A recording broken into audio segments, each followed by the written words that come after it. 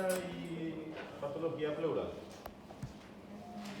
Vamos a conversar ahora de los estudios que se utilizan, todas esas cosas, ¿verdad? Mencionar un poco sobre la toracocentesis, las condiciones.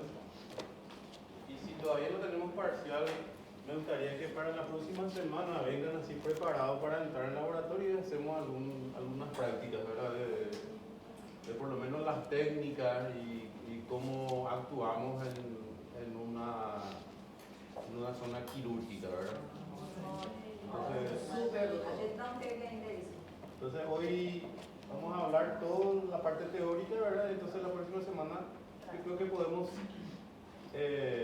dividir el curso en dos. Así ponemos de 13 a 15 un grupo, primer grupo, y el siguiente grupo de 15 a 17. Y para la otra práctica invertimos.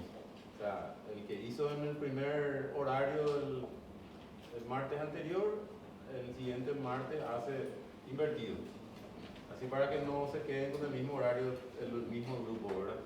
Porque hay muchas cosas, a medida que pasamos, hay algunas cosas que vamos a tener que practicar ahí en el laboratorio, por lo menos con lo que tenemos en el laboratorio, tenemos algún instrumental, de conocer un poco de esas cosas, ¿verdad? Yo no sé si ya entraron en otras prácticas de cirugía, pero igual, por más que hayan hecho, ya igual podemos ir haciendo otra vez nosotros, ¿verdad? Hay algunas cosas básicas que ustedes tienen que aprender bien, ¿verdad? Cómo vestirse, por ejemplo, cómo hacer una mesa quirúrgica, cómo preparar una mesa quirúrgica, cómo preparar un campo quirúrgico, ¿verdad? Esas cosas son cosas esenciales de repente para el momento de que uno entre en quirófano.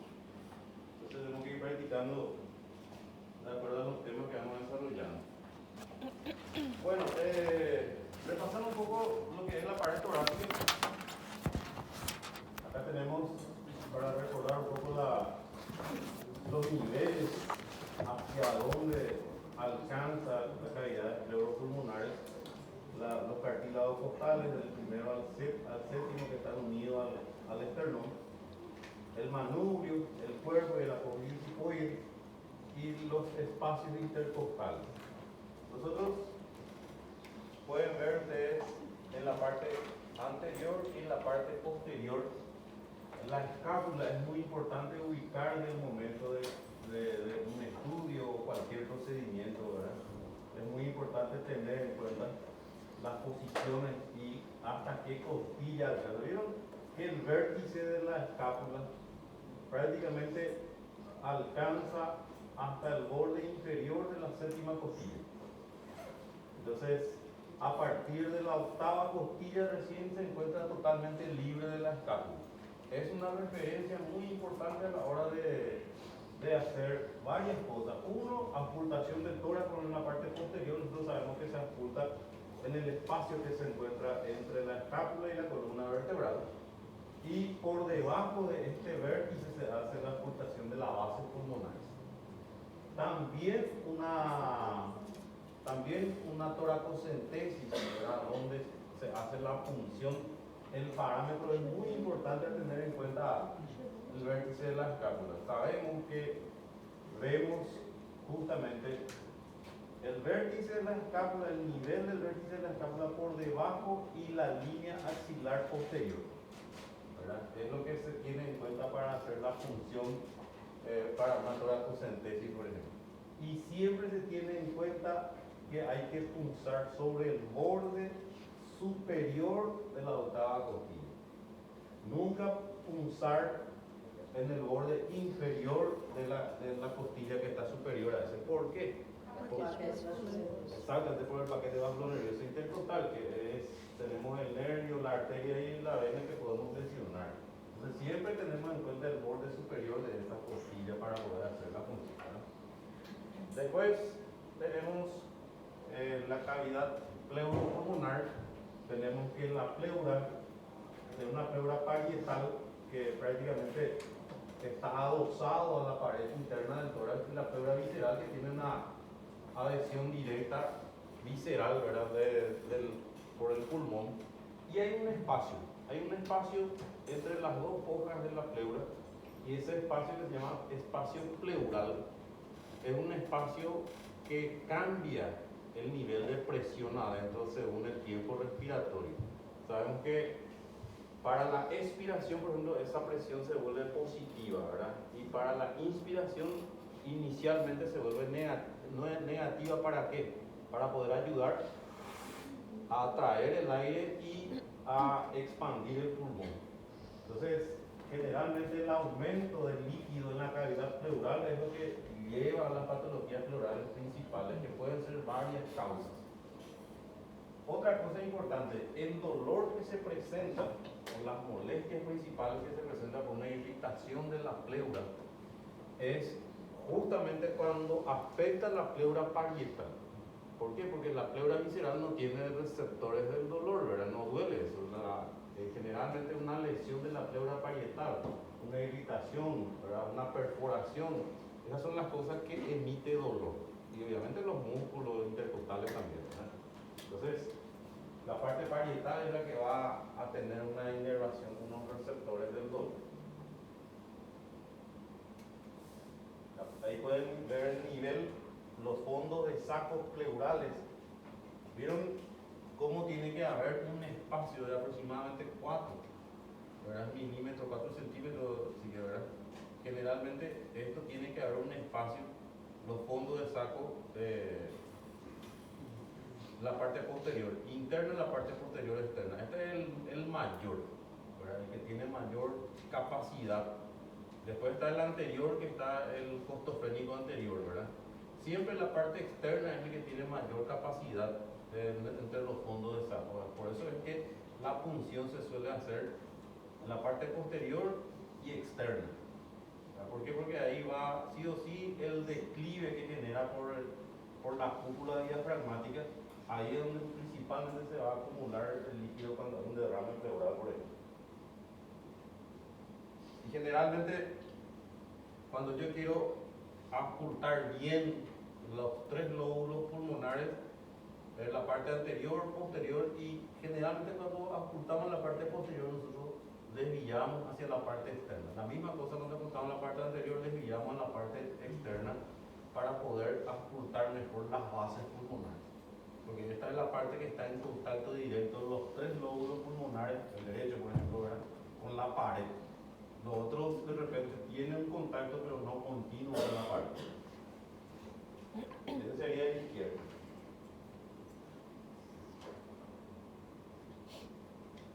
Vean los niveles, la inserción de las dos inserciones inferiores del esternocleidomastoideo formando un pequeño triángulo a este nivel, ¿verdad?, que suele tener importancia a la hora de hacer una vía venosa central, por ejemplo. ¿Sí? La inserción external y la inserción clavicular. Bueno, y aparte de eso, de recordar un poco la parte anatómica, también necesitamos recordar lo que es la imagen radiológica, ¿verdad? Reconocer una imagen radiológica normal es muy importante, principalmente a la hora de hacer un diagnóstico inicial, ya sea un paciente de origen clínico o quirúrgico, ¿verdad? Siempre los métodos auxiliares de diagnóstico son los que nos ayudan a confirmar.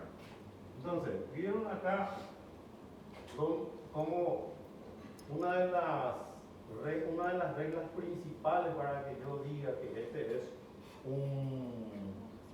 vamos a decir, una radiografía de tórax bien hecha. ¿Cuáles son mis condiciones? Una de las condiciones es que las dos extremidades internas de la clavícula tienen que estar equidistantes en la línea media. Eso es uno. Otro, generalmente se tiene que observar esto totalmente en los campos pulmonares, y el seno costofrénico en la parte anterior se tiene que observar totalmente, ¿verdad?, viendo el diafragma de esta forma. Esto te indica una normalidad, ¿verdad?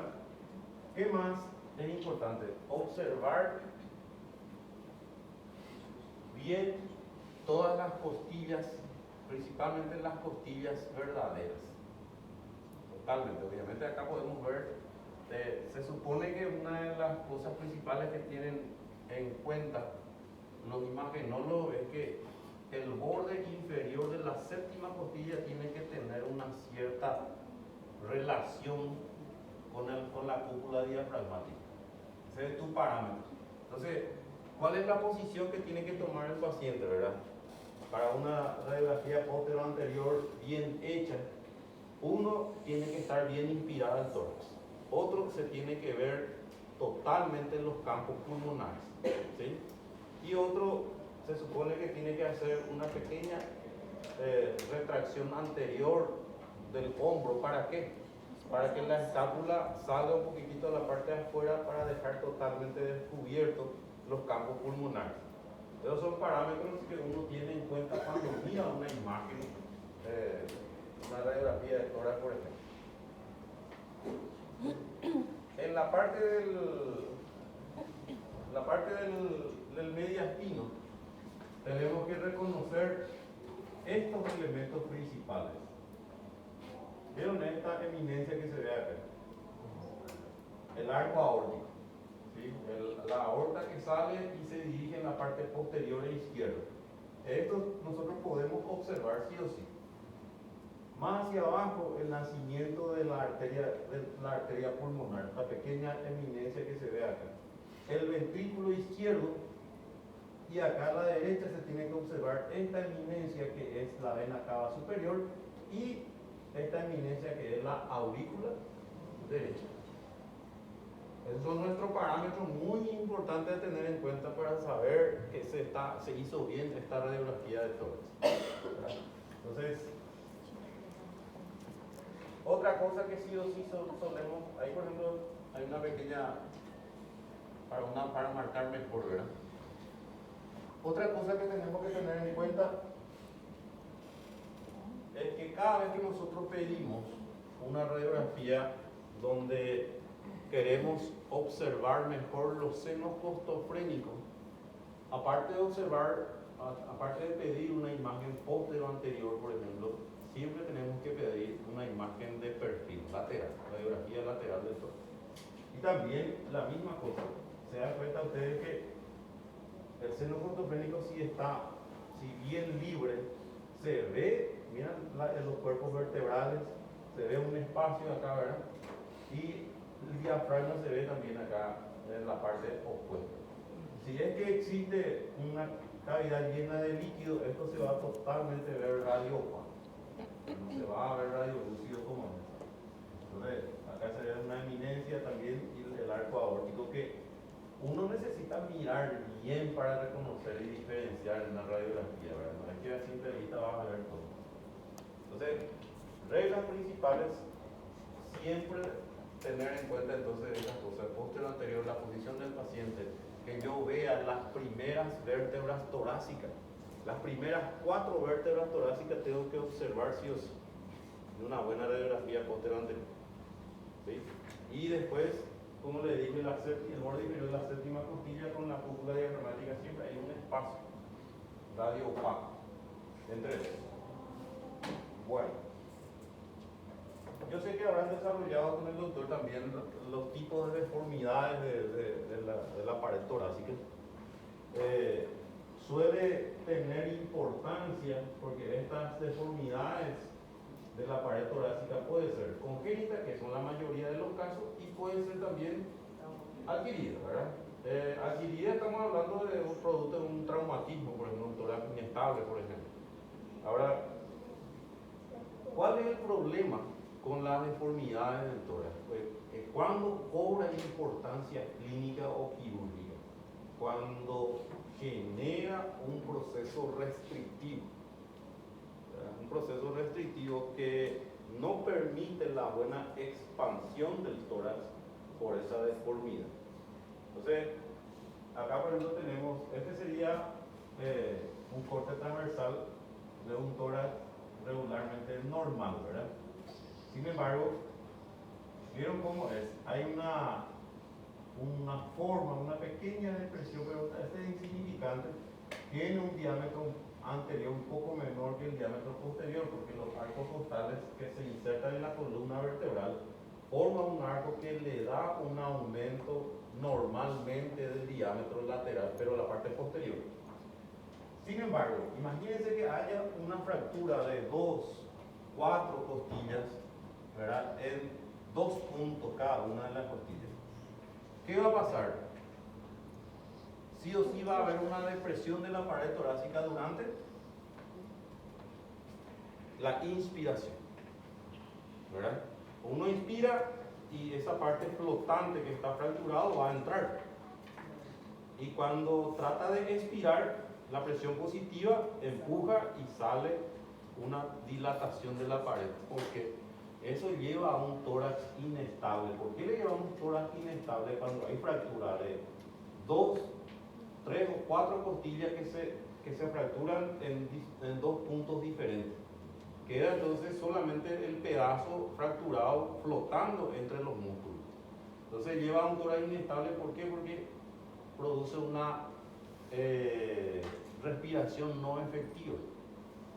El esfuerzo que hace el paciente no permite la buena expansión del pulmón. ¿Por qué? Porque tiene que hacer una resistencia del arco con los músculos para que pueda expandir bien el pulmón. Por eso se le llama tórax inestable, porque va a generar, aparte de generar mucho dolor, va a generar una, ¿cómo decirle?, una respiración ineficiente, que no va a poder introducir el aire porque no se va a poder expandir bien el pulmón. Otra forma de deformidad es el pectum excavatum. El pectum excavatum, ¿vieron cómo disminuye el diámetro anteroposterior del mediastino? ¿Verdad? Entonces, eso, como estuvimos hablando con la doctora, puede ser una deformidad congénita del cartílago costal con el cuerpo del esternón, pero según el libro de Argente, en semiología, habla más de una deformidad congénita del diafragma, que el problema está en el diafragma, que produce una retracción posterior de la parte inferior del cuerpo del esternón. Entonces, cuando recobra importancia clínica, cuando a medida que el paciente crece, ¿verdad?, empeora esa depresión posterior del cuerpo del esternón para abajo, entonces el paciente no puede hacer un esfuerzo fácilmente, no puede hacer deporte, no puede aumentar el trabajo cardíaco. ¿Por qué? Porque produce una compresión de la cara anterior del corazón. Entonces lleva de repente a una dificultad para el trabajo cardíaco. Disculpen, ahí en esa parte del pectum excavatum, ustedes tienen que saber que a medida que el paciente va creciendo, sobre todo cuando alcanza los 5 años para arriba, como es una deformidad congénita de la porción inferior que tracciona el diafragma, entonces a medida que el niño crece, y el corazón también lo debe hacer, el corazón no puede relajarse de manera correcta en la diástole. Entonces eso hace que haya una regurgitación, y eso es el origen de los soplos en el pectum excavatum, de ahí su importancia. Entonces cuando ustedes reconocen esa anomalía, ese tipo de tórax, ¿por qué el tipo de tórax es importante cuando uno lo observa al paciente? Porque el tipo de tórax va a estar relacionado con la patología que ustedes van a buscar en el paciente. Por ejemplo, un pectum excavatum, ustedes ya saben que a la auscultación deben buscar soplos. De repente, si ven un tórax entonal, que es otra cosa, ustedes van a estar enfocando a patología respiratoria, como un EPOC, un enfisema. ¿Entienden? Entonces ahí radica la importancia. Sobre todo también cuando ustedes le tienen que hacer el seguimiento al caso. ¿En qué aspecto? Que ustedes saben que ese niño que tiene que tener control correcto por cardiología, ecocardio, saben que ese niño en algún momento puede generar soplo si es que comprime de manera continua y le impide al corazón relajarse. ¿Entienden? Y tienen que recomendarle a los padres que el niño practique deportes que le aumenten su capacidad torácica, y eso incluye la natación. Por eso la importancia. Lleva un prolapso de la válvula mitral. Como el ventrículo derecho no se relaja totalmente, esa válvula no se abre con eficacia. Entonces, con el tiempo, por la compresión, ¿verdad? Se vuelve insuficiente hacia arriba, ¿verdad? Entonces, es una patología y la mejor edad para operarse, para entrar en cirugía, en el caso de que tenga una solución quirúrgica, generalmente es alrededor de 5 años. 5 años. Alrededor de 5 años. Para no esperar mucho tiempo que se osifique totalmente también, porque eso dificulta más el trabajo, ¿verdad? Bueno, después, otro problema que tenemos suele ser el famoso pecho de paloma, pectum carinatum, o también se le llama tórax en quilla, cuando hay una eminencia anterior del cuerpo del esternón, ¿verdad? Eso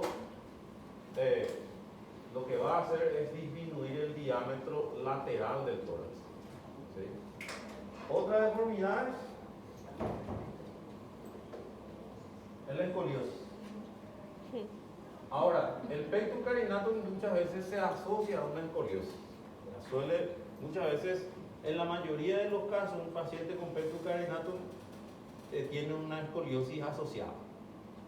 Imagínense, si ustedes observan este diámetro, ¿verdad? En la vista del tórax, cambia totalmente la forma comparado con esto, ¿verdad? Entonces, imagínense, si ustedes mismos hacen esto, ¿verdad? Y tratan de respirar profundamente, ahí ya se produce una restricción. Entonces, todas estas deformidades, por eso es que dependiendo a qué nivel se encuentra la desviación de la columna, si es a nivel torácico, ¿verdad? Vas a ver sí o sí que el paciente, uno de los hombros va a estar mucho más elevado cuando está parado recto. Vas a ver uno de los hombros más elevados hacia un lado. Eso te indica que el lado está desviado y eso te indica que el tórax tiene esta forma en vez de esta forma. Entonces eso va a disminuir muchísimo la capacidad de expansión torácica. ¿Por qué? Porque los músculos no pueden actuar con eficacia para poder expandir el pulmón. Entonces, la mayoría de estas deformidades lleva entonces a un síndrome restrictivo.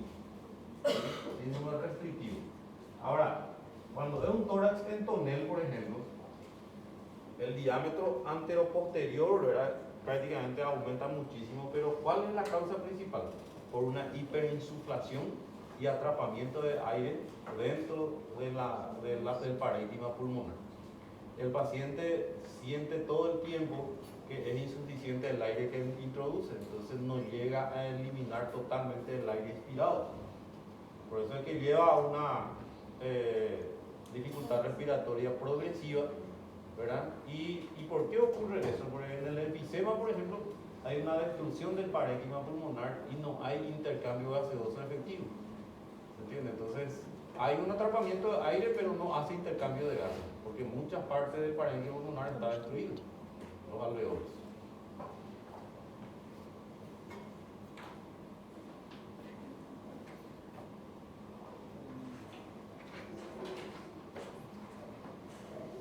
Bueno, entonces, cavidad pleural, ¿verdad? La cavidad que se encuentra entre la pleura visceral y la pleura parietal. Tiene que haber un líquido, una cantidad libre de líquido máximo en torno a 10 a 15 mililitros, ¿verdad? ¿Por qué? Porque hay un resultado del ultrafiltrado de los capilares venosos submesoteliales. Mesotelios le llamamos a la cavidad de serosa, hacia los tejidos serosos. Y sí o sí se mantiene un líquido constante dentro de esa cavidad para mantener la lubricación de la superficie pleural y justamente para el proceso de expansión pulmonar, ¿verdad? Hay un roce, pero ese roce no es directamente brusco, ¿verdad? No hay un roce audible normalmente. Ahora, la acumulación de líquido pleural, cantidades mayores a esa cantidad habitual que estamos mencionando, ¿verdad? Eso es lo que nosotros conocemos como derrame pleural. Y puede ser por varias causas. Puede ser un aumento de la formación cuando hay de repente una causa de aumento de la presión hidrostática en los capilares que tiene que encargarse de la reabsorción. Una descompensación del equilibrio de Starling, que es justamente el transudado por el aumento de la presión hidrostática. Eso ocurre principalmente en la insuficiencia cardíaca grave, ¿verdad? Que sí o sí también puede llevar a un aumento del líquido de la cavidad pleural. Síndrome nefrótico, cirrosis hepática, telectasia, hipoproteinemia, que podemos hablar de proteinemia directamente con síndrome nefrótico, ¿verdad? Todos los casos en que el líquido plasmático es expulsado fácilmente al espacio intersticial. Entonces no hay un filtrado y una eliminación efectiva del exceso de líquido en el cuerpo. Entonces está muy relacionada la función renal, la función hepática también. ¿Qué otra cosa? Un aumento de la permeabilidad capilar. ¿En qué caso hay aumento de la permeabilidad capilar? Cuando hay un proceso inflamatorio. Y en ese proceso inflamatorio ya puede haber varias causas. Exudado inflamatorio, infecciones graves, neoplasia, traumatismo. ¿Sí? ¿Qué más? Una reducción de su reabsorción en los vasos linfáticos pleurales. Traumatismo, neoplasia e infecciosa también. ¿Por qué? Porque la infecciosa puede generar un exudado importante y una secreción importante, aumento importante del líquido pleural, pero ya es un exudado, ya no es un transudado, ¿verdad? Pero también los procesos neoplásicos, ¿verdad? También pueden llevar, y el traumatismo, peor todavía porque hay una rotura de vasos, lo que sea. Para tener en cuenta, mire que es importante siempre, no es algo difícil, ¿verdad? Pero es importante siempre nosotros tener en cuenta la diferencia entre un exudado y un transudado, ¿verdad? ¿Cuáles son las causas? ¿Cuál es la diferencia principal entre un transudado y un exudado? Una diferencia principal. La cantidad de proteína. La cantidad de proteína es lo que hace la diferencia principal, ¿verdad? Un exudado tiene una cantidad aumentada de proteína. Obviamente hay otras cosas a tener en cuenta para decir exudado o transudado. También tenemos principalmente acá los restos celulares. En el caso de un exudado inflamatorio, por ejemplo, aparte de tener gran cantidad de proteína, vas a tener restos celulares, ¿verdad? Y todas esas cosas que hacen que la densidad misma aumente muchísimo en un exudado. Entonces, se produce como consecuencia de una alteración de la presión hidrostática y oncótica que regulan el paso del líquido a través de este espacio. Y ahí tenemos insuficiencia cardíaca, cirrosis hepática, atelectasia, síndrome nefrótico, diálisis peritoneal, urinotórax, embolia pulmonar, hipotiroidismo. El hipotiroidismo como complicación puede, en su inicio, si hay complicación en la parte respiratoria, puede producir transudado, pero cuando es muy complicado puede llevar a un transudado también, a un exudado también. Entonces, ¿por qué ocurre estas cosas? ¿Por qué, por ejemplo, una insuficiencia respiratoria, un paciente que pasó horas con una dificultad respiratoria, después tiene una gran cantidad de congestión pulmonar y posiblemente a veces se asocia a un derrame pleural? Porque cuando el paciente no respira bien, al no respirar bien, no hay una buena reabsorción del líquido que circula a través de los capilares. Entonces sí o sí va a aumentar la presión capilar y a medida que pasa el tiempo y el paciente sigue con una dificultad respiratoria, no hay una reacción, un drenaje efectivo del capilar venoso para que pase otra vez la circulación sistémica. Entonces va escapando el espacio intersticial. Por eso es que hay edema pulmonar cuando hay dificultad respiratoria que dura mucho tiempo.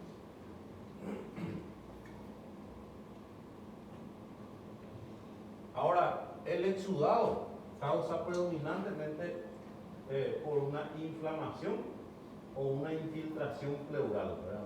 Alteración en el drenaje linfático que lleva a un incremento de las proteínas intrapleurales por un aumento de la permeabilidad capilar, por ejemplo, o por déficit de la absorción en el espacio pleural.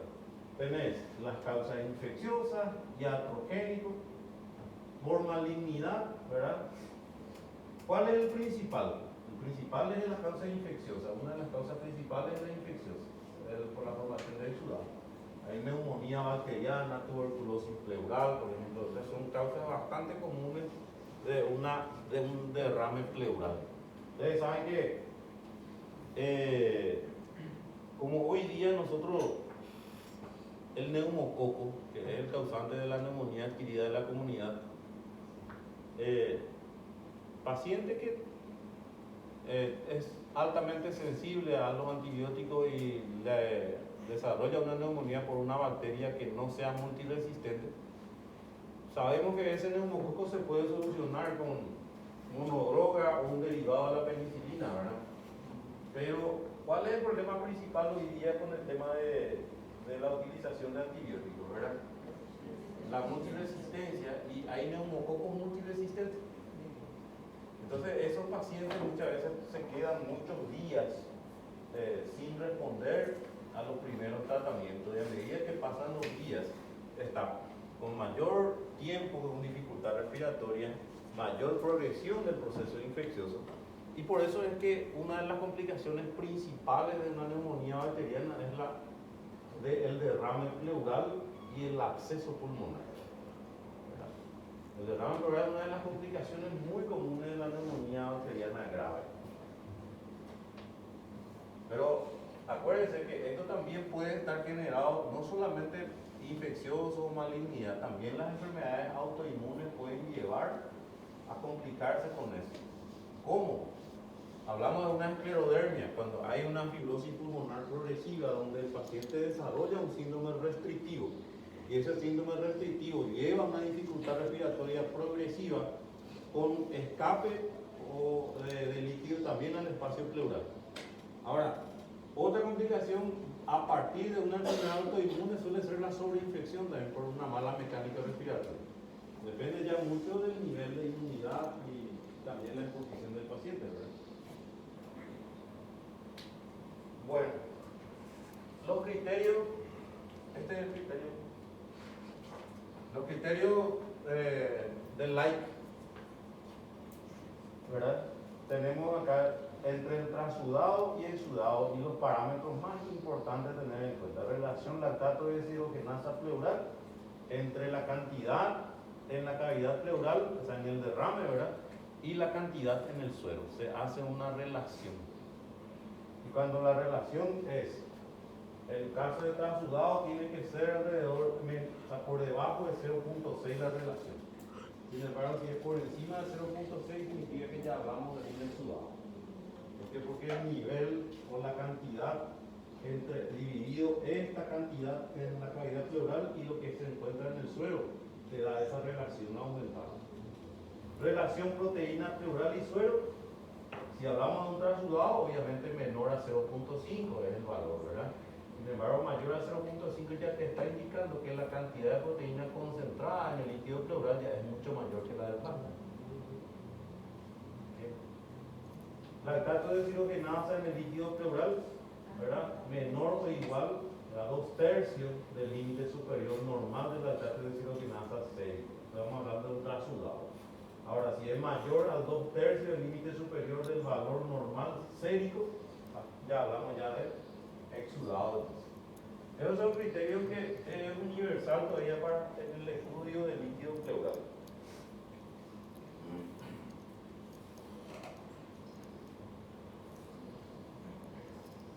Entonces, los derrames pleurales exudativos cumplen al menos un criterio, mientras los transudativos no cumplen ninguno de ellos.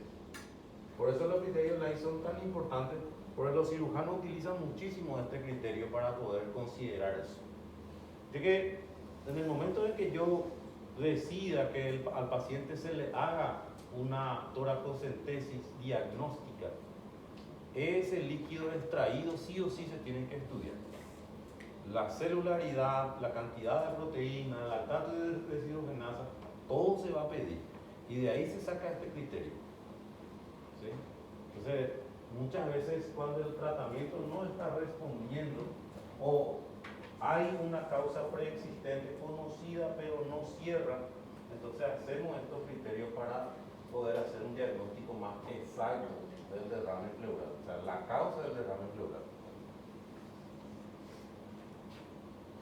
Desde el punto de vista clínico, se piensa que es transudativo, ¿verdad? ¿Por qué transudativo? O sea, que empieza con un transudado y cuando vaya aumentando la cantidad de componentes proteicos, la alcate de deshidrogenasa se convierte secundariamente en un exudado. Pero por el aumento de la cantidad, ¿no?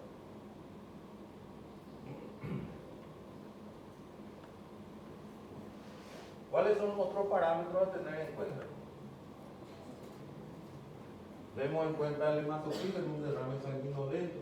Menos del 1% no tiene significado, mayor al 1% orienta a un derrame maligno o tromboembolismo pulmonar, traumático o neoplásico. El tromboembolismo pulmonar cuando se complica y progresa a un derrame pleural, ¿verdad? Pero generalmente se dice cero sanguinolento, ¿verdad? Para ser más exacto.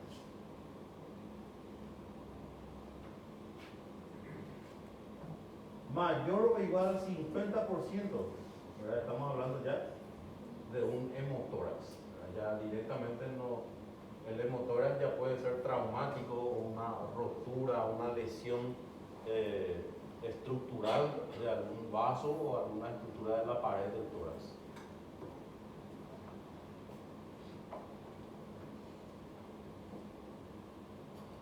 ¿Qué más tenemos en cuenta? Glucosa, amilasa, el pH, lactato de deshidrogenasa, colesterol, triglicéridos y colesterol. ¿En qué caso vamos a hablar de un triglicérido y colesterol muy aumentado, por ejemplo, dentro del derrame pleural? Cuando hay un kilotórax, cuando el problema está en una lesión de los vasos linfáticos, principalmente. ¿Verdad?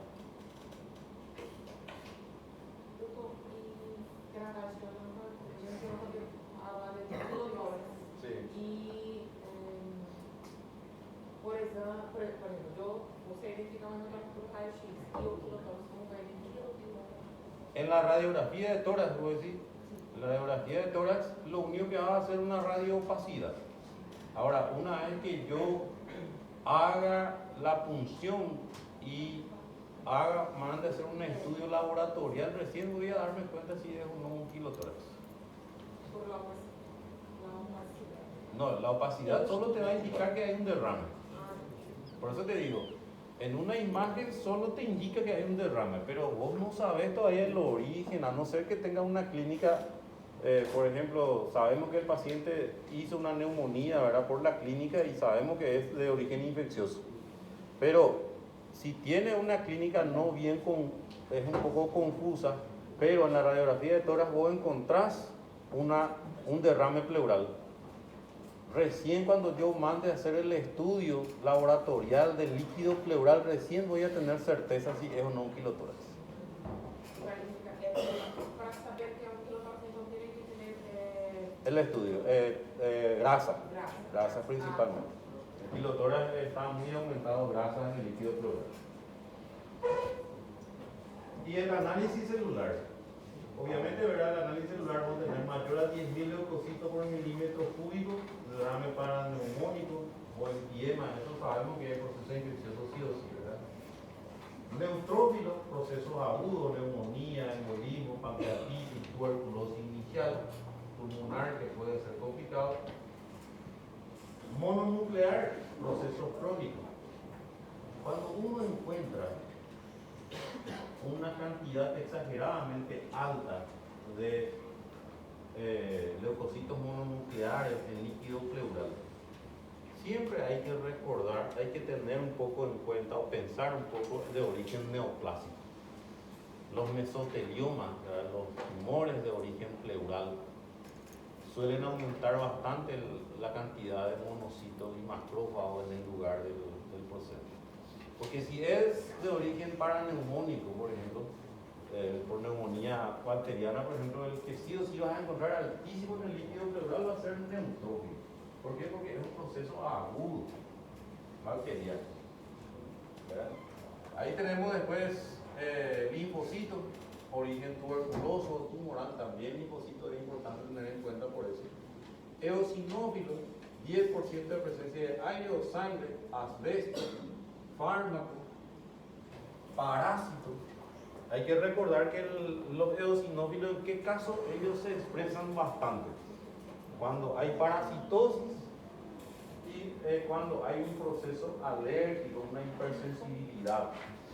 Por eso es que hablamos de fármaco, una complicación de fármaco o parasitario. O asbesto, que sabemos que genera un proceso de hipersensibilidad crónica, ¿verdad? ¿Y qué sería asbesto? Asbestos son lo que se utiliza para poder construir estos plásticos y eso para las grandes construcciones.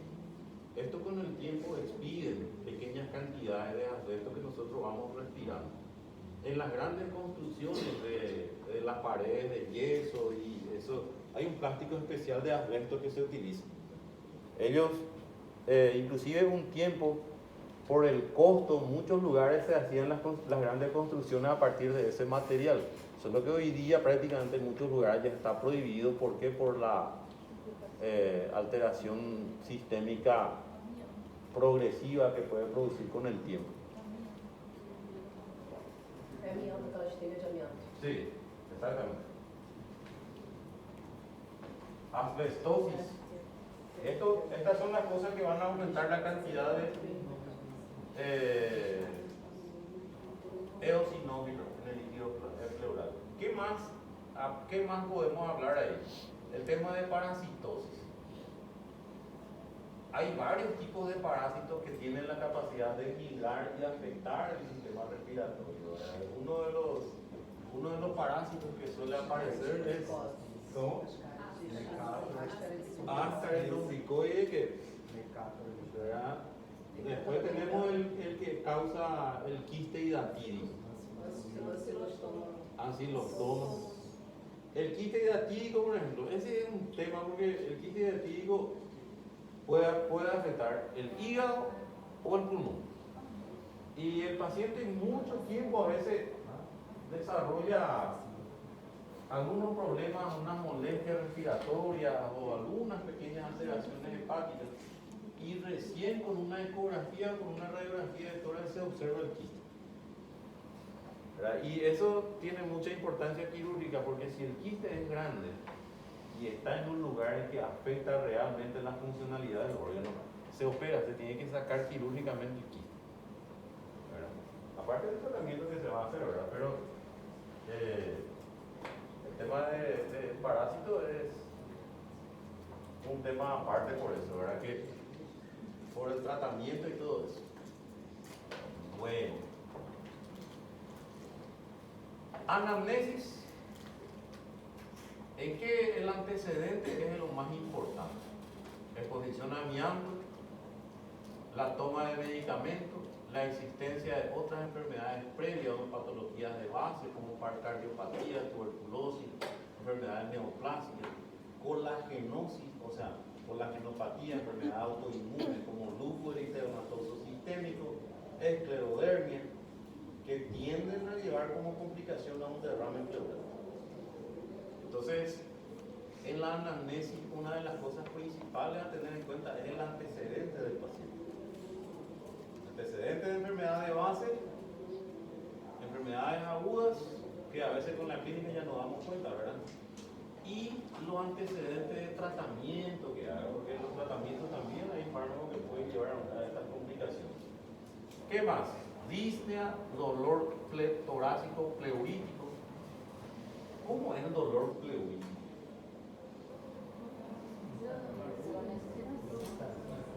El dolor pleurítico es como un dolor punzante que se siente principalmente en las partes laterales del tórax, la parte del tórax donde está más en contacto directo con el parénquima pulmonar y la pleura. Por eso es que, ¿cuál es una causa reciente de pleuritis crónica que se queda en los pacientes? Pacientes con COVID, ¿verdad? Pacientes que hicieron una neumonía por COVID y después desarrollaron una fibrosis pulmonar o hacen una pleuritis. Entonces el paciente cada tanto vuelve junto a vos y te dice, ¿sabes qué? Yo siento un dolor, parece que me clava acá en el costado cuando me esfuerzo, cuando subo una escalera o cuando respiro rápido. No pasa el dolor. ¿Por qué? Porque sabíamos que el COVID producía un proceso inflamatorio bastante agudo e importante, ¿verdad? Que deja una inflamación crónica de la pleura y se queda con una pleuritis. Y ese dolor se queda por mucho tiempo. Por eso es que nosotros siempre indicábamos en pacientes que tuvieron una neumonía, pacientes que se quedaron con una dificultad relativa en la capacidad respiratoria, esos pacientes nosotros sí o sí enviamos un tratamiento de rehabilitación por fisioterapia. Es esencial en esos pacientes que tuvieron neumonía grave y post-neumonía, una fibrosis, una dificultad respiratoria, que nosotros teníamos que mandar a unas sesiones de fisioterapia respiratoria para que mejore la fuerza pulmonar y ir mejorando regularmente otra vez su capacidad pulmonar. ¿Por qué? Porque si no el paciente se quedaba crónicamente con una alteración de la mecánica respiratoria por el dolor mismo. Entonces era una pleuritis. Inflamación de la pleura, tos. Entonces acá tenemos disnea, dolor torácico, o sea, dolor pleurítico y tos. ¿Cómo es la tos en una inflamación pleural? Tos seca, ¿verdad? Tos seca, irritativa, no hay secreción, no hay inflamación de las vías aéreas superiores, ¿verdad? El dolor, la tos de origen pleural muchas veces confunde muchísimo, ¿verdad? Por eso una de las cosas, uno de los diagnósticos diferenciales de la tos seca de origen pleural es el consumo de medicamentos que provoca como efecto adverso tos seca, lenalapril, por ejemplo. El captopril, lenalapril es ese grupo de los IEX. Ellos producen tos seca que no mejora con ningún tratamiento hasta que suspenda el tratamiento o cambie ese tratamiento, ¿verdad? Y el dolor, la tos de origen pleural también. ¿Por qué? Porque la pleura también tiene receptores que estimulan el centro de la tos. ¿Qué más? Paciente con buena reserva respiratoria previa con un derrame pleural de pequeño volumen o que se ha formado lentamente puede estar asintomático. Un pequeño derrame que es imperceptible puede pasar mucho tiempo desapercibido.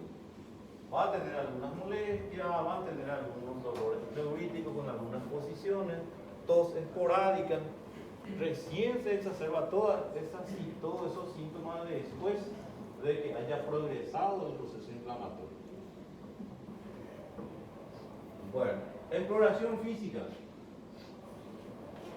Y bueno, ¿y cuál es la principal, cuál es nuestro principal parámetro a tener en cuenta? La asimetría en la expansión torácica, menor limitación del movimiento torácico. Ese es un parámetro principal, la dificultad en la expansión. ¿Qué más? La disminución de la transmisión de la voz a través de la pared torácica. ¿Cómo le llamamos eso?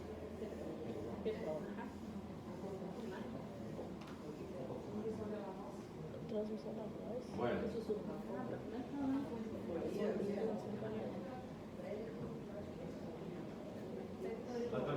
La clitoriloquia es cuando se oculta la articulación de la voz y se entiende claramente lo que dice el paciente.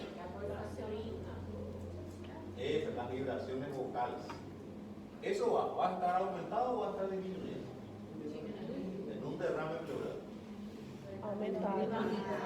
O som se propaga muito bem na água. Vai estar aumentado. ¿Seguro? Sim, o som ele se propaga bem na água. No meio líquido.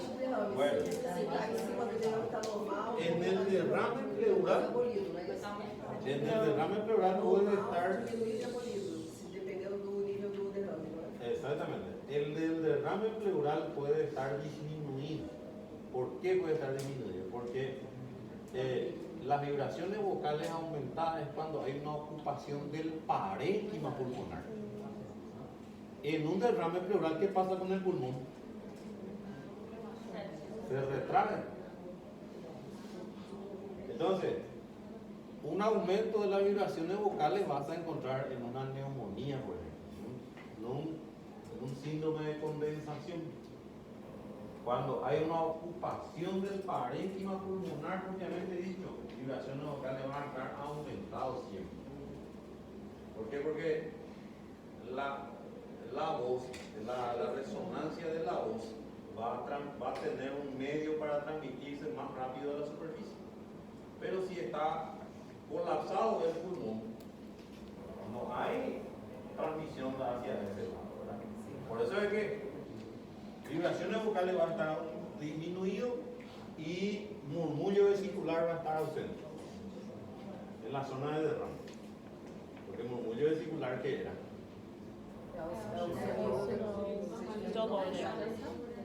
Es el ruido que se produce por el paso del aire por los sacos alveolares y conductos alveolares. Eso es. Es decir, eso está ocupado. No tiene cómo escucharse, ¿verdad? Entonces, el murmullo vesicular va a estar ausente inclusive cuando hay mucho derrame. Roce pleural, ¿verdad? Es muy parecido a lo que nosotros conocemos como premio, el roce pleural, ¿verdad? Es como cuando uno hace rozar cuero uno sobre otro, más o menos así se escucha la ocultación. Entonces, en estos casos es para la exploración física. A la inspección te tiene que llamar la atención sí o sí la dificultad en la expansión torácica, la disminución de la expansión torácica, obviamente disnea, tos seca, todo eso también vas a tener en cuenta como síntomas, ¿verdad? Y a la exploración física que el murmullo vesicular puede estar ausente, las vibraciones vocales pueden estar disminuidas, ¿verdad?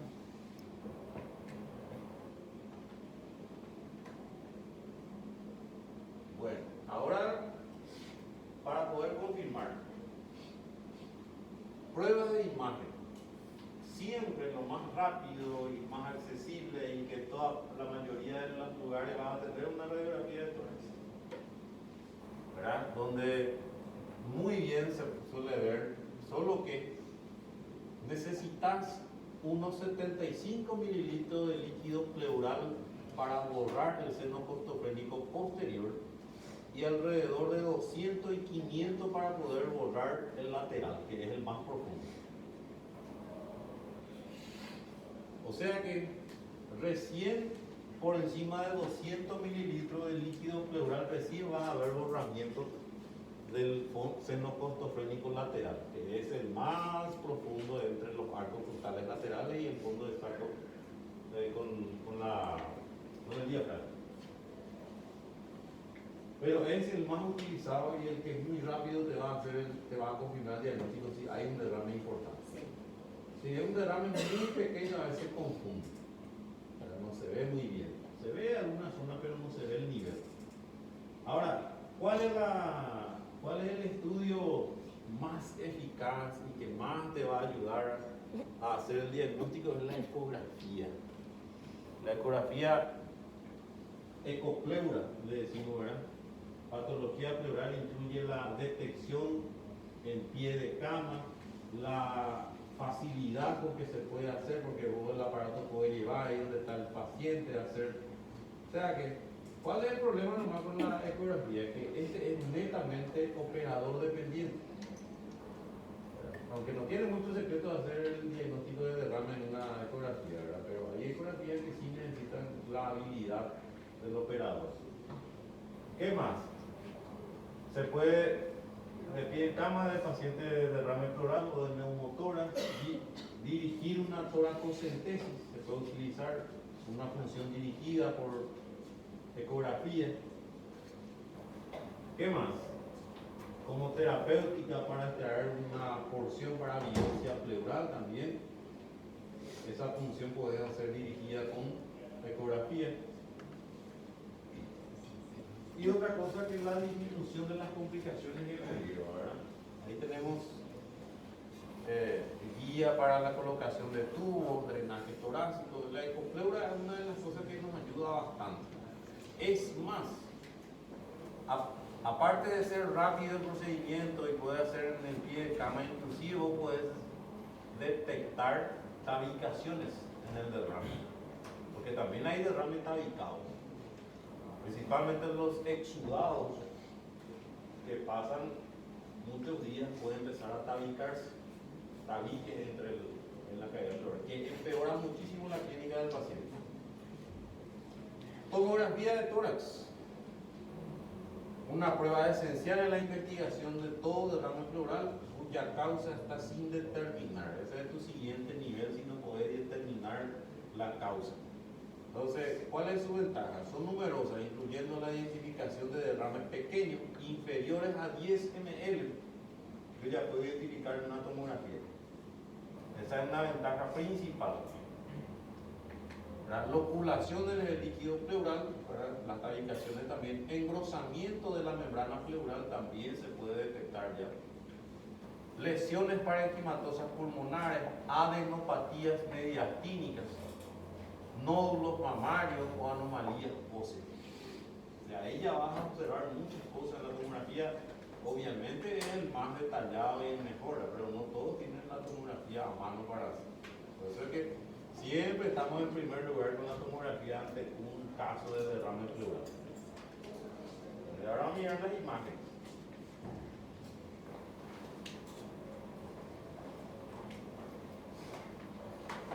Paciente con derrame pleural. Esto, por ejemplo, es muy fácil de identificar, ¿verdad? ¿Por qué? Porque se ve el borramiento del seno costofrénico lateral, inclusive se ve un nivel, ¿verdad? Hay veces que inclusive yo puedo ver de repente si es un líquido muy viscoso, por ejemplo, a veces la alteración está asociada a una congestión pulmonar importante, un síndrome de condensación asociado a derrame pleural. Muchas veces uno puede ver si solamente el lóbulo inferior, por ejemplo, está alterado. Se ve la línea así que separa el lóbulo inferior del lóbulo superior. En algunos puntos se puede ver. Acá es un derrame un poco menor, ¿verdad? Pero también hay un borramiento del seno costofrénico. Y acá en la radiografía lateral, por más que hay una opacidad que se superpone, se puede observar el nivel. Se puede observar el nivel de borramiento. Entonces, un derrame pleural muy visible, y obviamente un paciente que tiene un derrame de esta cantidad ya va a tener una dificultad respiratoria. Cuando yo la verdad que desde que me formé hago urgencia, en muchos hospitales. Estuve por Asunción, Cacupé, estuve por San Lorenzo, Luque, todo siempre urgencia. Trabajé en hospitales, todo es urgencia. Y bueno, hasta hoy día, ¿verdad? Yo soy una persona muy curiosa, me llama mucho la atención muchas cosas, ¿verdad? Entonces, yo llegaba en el sanatorio privado, por ejemplo, para mi guardia nocturna, por ejemplo, entraba a las 6 de la tarde, salía a las 6 de la mañana al día siguiente, o a veces hacía 24 horas o 36 horas, ¿verdad? Entonces, llegaba a mi guardia y si no tenía nada todavía, entraba en la parte de internado y empezaba a verle a cada paciente, ¿verdad? Cada paciente. Era nuevo cuando eso me formé recién, me formé en el 2015. Y desde que me formé trabajo como médico de la urgencia. Trabajaba, ¿verdad? Así ya, cuando volví acá, soy más docente y menos médico, ¿verdad? Pero sigo trabajando como médico en la urgencia.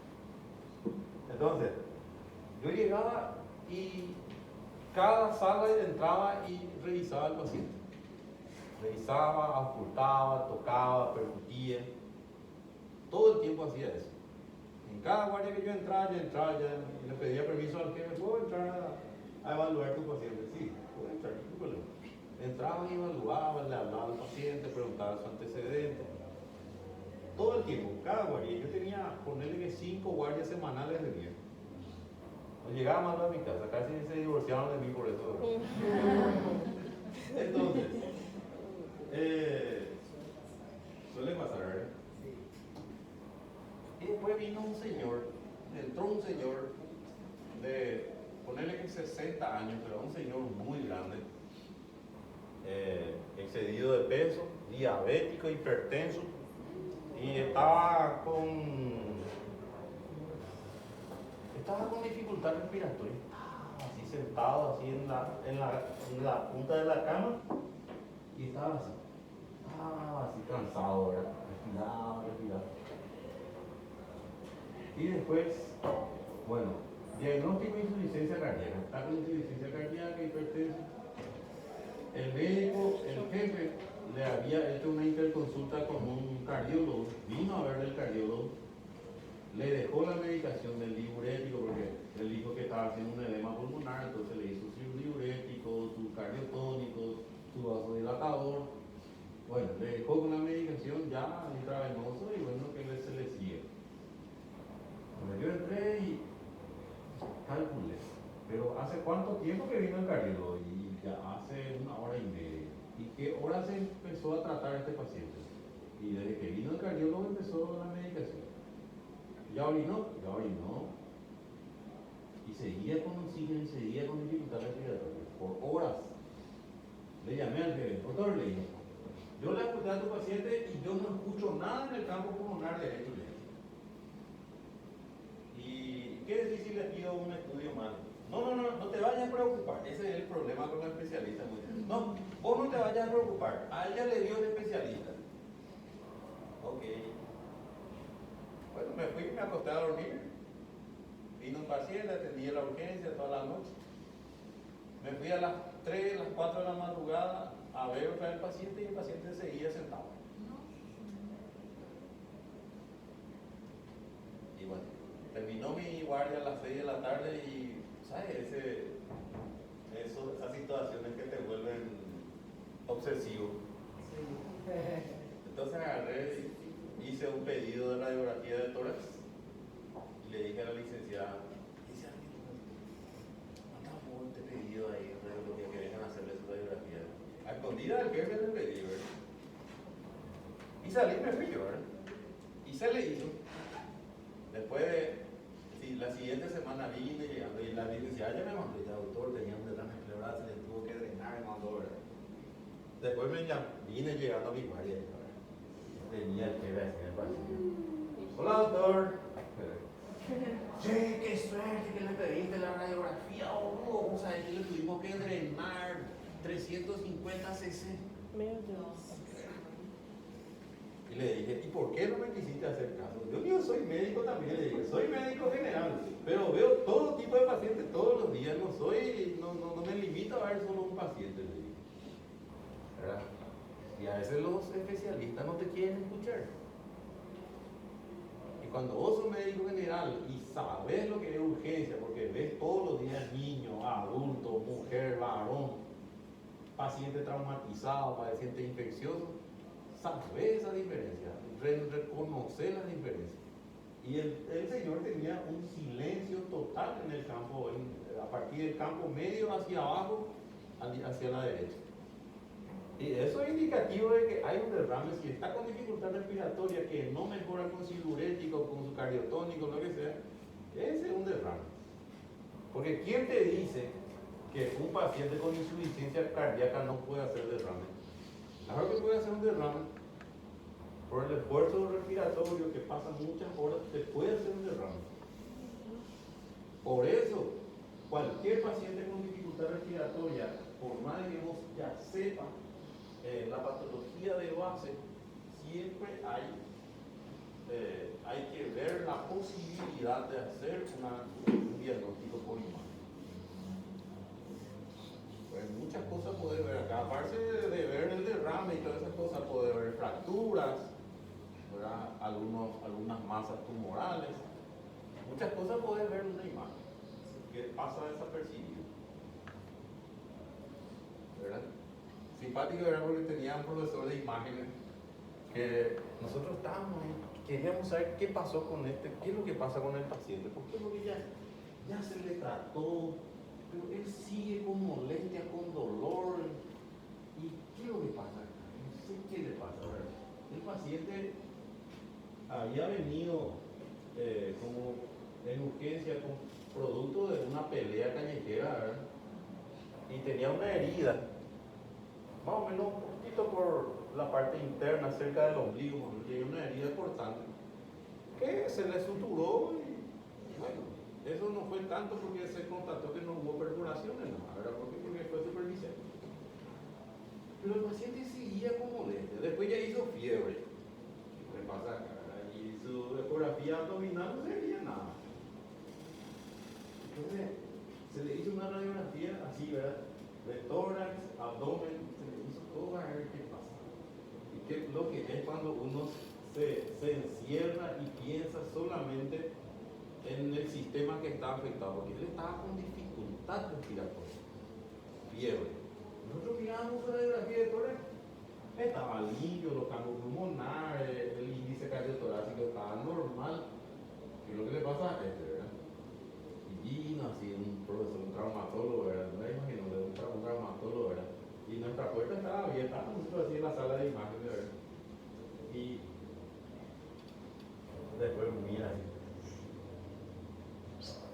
¿Qué hacen?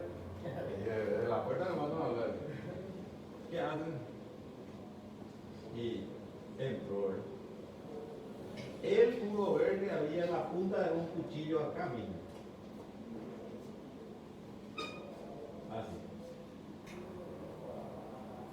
Había sido que le apuñaló superficialmente. Se rompió el cuchillo, la punta del cuchillo y se quedó ahí.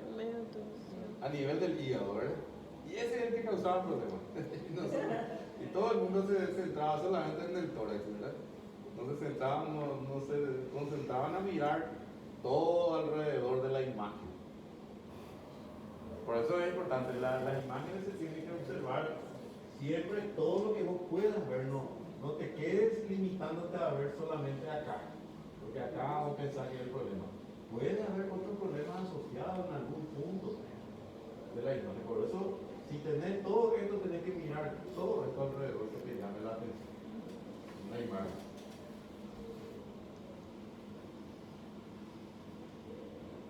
¿Quieren ir a tomar un cafecito? Continuamos.